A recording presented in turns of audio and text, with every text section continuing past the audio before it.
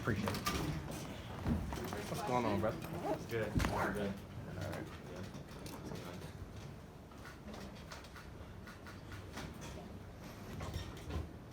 Kevin, a couple questions. One, Alperin said, and some of your teammates agree, that at some point, maybe not this year, next, one day, this team's going to be the best team in the NBA. What do you think about that? That's dope. Having my teammates embrace the fact that they want to be the best. They want to be the best team one day. Having that mindset is what we need to have as a group. Becoming better and making each other better each and every day to get to that point. And how do you look at your contractual situation? How much does that weigh on your mind right now? Say it How do again. you look at your contractual situation, your contract, and how much does that weigh on your mind right now? I mean, I said it last year. I stopped kind of worrying about that last year, and then it's been that, and I still got the mindset. I got a team that represents me, and they handle that part. And for me, I just come in here and try to become the best players, and it hasn't been weighing on me because that's been my mindset. So. Chancellor. Kevin, I want to be accurate on this. At 1:23 in the morning, on July 28th, you tweeted, "Number 3 and number 4 are going to be legendary H-Town." What sparked that at that time of the morning, and what gives you the confidence that that could be the case? I was just up late watching highlights, and I seen like a dope tape of Jalen they created, and I'm just like, man. And that's right when he changed his number, and they made a dope like kind of 0 to 4 kind of edit, and I seen that, and I was like, man, we gonna be crazy. That's basically what it was, just giving my wingman some praise, and giving myself some praise too, the backcourt some praise. So that's what you do? You like to watch basketball highlights late in the morning? Nah, I mean, I was on Twitter scrolling and seen the highlight, and I'm like, man, that boy, man, he like that. I'm just like, Jay like that, and he just changed his number, so that's Right. how it is. Kevin, Rafael was earlier speaking about how happy you seem to be and all the dedication, all the commitment you had this summer. How would you describe the place that you're in right now? Remember at Media Day last year, you said you wouldn't be here without the Rockets, and they saved your life, and obviously it was another year of growth last year for you. Just how would you describe the place that you're in right now, and how far you've come off the court the last couple of years? Yeah, that's a dope question. Just being in the space I am now and looking back, it's a beautiful space to be in. I found joy in everyday life, not just coming in and getting on the court and shooting the ball. Waking up every day, like I found a joy in that. Drinking water, being able just to walk and run. And once I was able to account the small things being a blessing again, it kind of just helped me with everything in every aspect of my life. So, like I say, the Rockets gave me the opportunity to even get to this point. So without the year I had last year, I wouldn't have discovered what this space would be.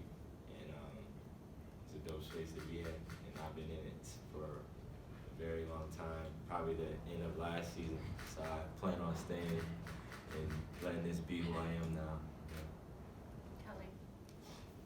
To end the last season, you and Jalen had a particular strong run of games.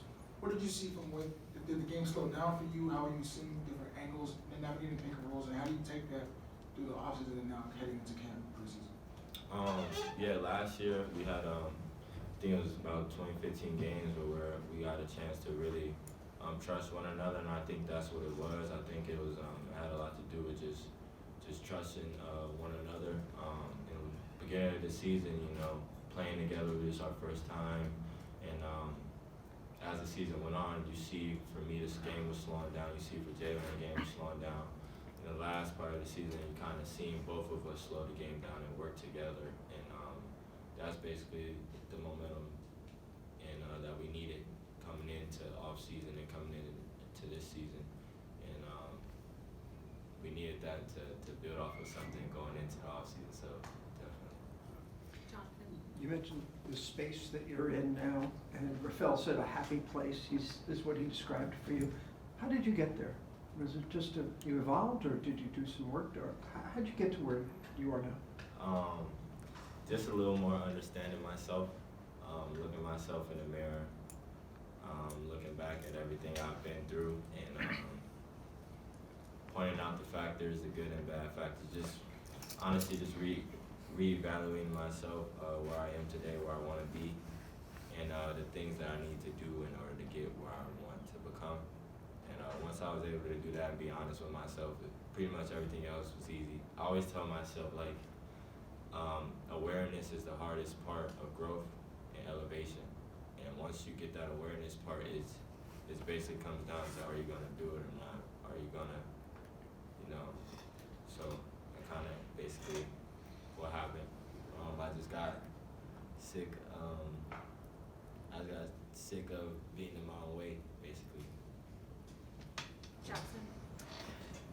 Kevin, you and Jalen are big-time ball handlers, primarily initiating the offense oftentimes, especially in that stretch to close the season last year. How do you establish your rhythm and Jalen his rhythm while also involving Alp as a passer, as a creator within the offense? I mean, Jalen, yeah, he has the ball in his hands, but we know exactly what we want Jalen to do, and I know exactly what I'm supposed to do, and we know what Alp is supposed to do.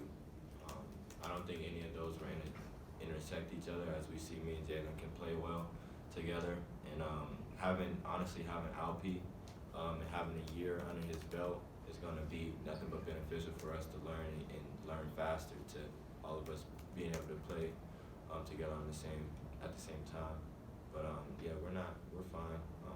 We're gonna figure it out. Alp's one of the most talented people I've ever been around. Like, the way he can pass and see the court. I don't think that would be a problem to Jalen or me. And it's easier letting somebody handle it, so I can cut off and get a little layup. Like, it's good. Sometimes your point guard coming off the ball and starting deep corner, coming off the pins. Having that access and having that ability is definitely a good, not a bad for us. Brian. Kevin, before you got the position switch to point guard, you were shooting guard, you were, person who had to score, but then they switched you to point guard and you had to get everybody else involved. How much did that help you mentally, having that position change, to be able to not only, get involved, get other teammates involved, but also as a way mentally to allow people to come into your world? Yeah, definitely. It was, honestly, that's dope. Basically, like you said, changing my position was kind of like a transition in my life, kind of, if that makes sense. Like the amount of what I had to learn, and the knowledge and the wisdom and the faults of the turnovers and everything, it was kind of like the same exact thing of where I am now as a human versus where I was last year as a human. It's like, it's a whole different ball game from shooting guard to point guard, and that's a lot you need to learn. You gotta adjust kind of at a steady rate, and you gotta, because guys are being a point guard, you're leading 4 other grown men to try to win a game, and you gotta build that trust and you gotta build that respect, and they gotta be willing to let you lead. Like, you gotta earn that, and I had to earn that last year, and that's kind of what it was. And now I got that. I got my guys behind me, and it's a lot easier barking on this season than it was last season. Christy. If you had to pick just one thing, what do you like best about this team and group of guys assembled here together? It's funny. It's kind of obvious. We're all young. Like, even Eric, he's young. Like, he's 32 or what? I don't know, 30. But like, we're all young. We're all around the same age. So like, our wants, our needs, our likes, everything is kind of like in the same ballpark. So it's like really easy to be around these guys, trying to build that chemistry, because we do the same thing pretty much. And I would say, like, we all pretty much want the same thing, being at the age we are. Like, a lot of guys come in at the age we are, it's like, whatever, I'm gonna sit on the back burner, I'm gonna play my role, I'm gonna be, I'm happy to be here. Versus our team, we're filled with young guys. Like, we're filled with fire, we just want to become better. We want to be the best. And I think that all of us being around the same age and working together is a big part of our chemistry and our growth. Ben. When we talked to you at the exit interviews in April, you talked about finishing being a real point of emphasis for you this offseason. You know, last year you took the big jump as a shooter, but you said you wanted to get back finishing at the rim to the way you did it in your first couple of seasons. Rafael mentioned earlier today that nobody's been in the gym more this offseason than you. I guess, number one, where do you think you're at? You know, is your finishing back to the first couple of years? And secondly, what are some of the keys to, I guess, doing that at a better level than you did a year ago? I think my finishing, as I was working on my shooting, I just went away on the angles and what I was able to do when I wasn't really emphasizing my shooting. I was able to finish at angles where typically you can't finish. Like, I was really gifted at finishing the ball, and I steered away from that because I put so much in my shooting. So this offseason, I just kind of balanced it out. I know what I can do when it comes to perimeter now. I'm comfortable with the catch and shoot. I'm comfortable shooting threes. So my workouts was a lot of finishing, but the same amount of shots and everything I took from the year before that. So I would say we'll have to see if my finishing is better, but I feel more comfortable. Mike. Coach Silas mentioned how impressed he was at the team summer workouts. What were your kind of mindset going into that, and who impressed you, and what was impressive about having the whole team together there at workouts? Honestly, just seeing our team come together, I was impressed. You know, being able to move the ball and knowing when to cut. Just being a new team, you know, those type of things aren't elementary. You got to learn those things, the timing and all those things. So it was kind of good seeing the flow and seeing the speed and the pace that we want to move at with all the guys there. Jabari, shoot, his jumper is crazy. Yeah, he can shoot the thing out the ball. You know, Alpi. I don't think Alpi was Alpi there. I don't think Alpi. I think he was in Turkey still. But yeah, just having all the guys there, we needed that because we got to see what we're working with. We got to know who's who and what's good at where and what spots they like. So it was dope having everyone there. I just came in, just wanted to be a leader.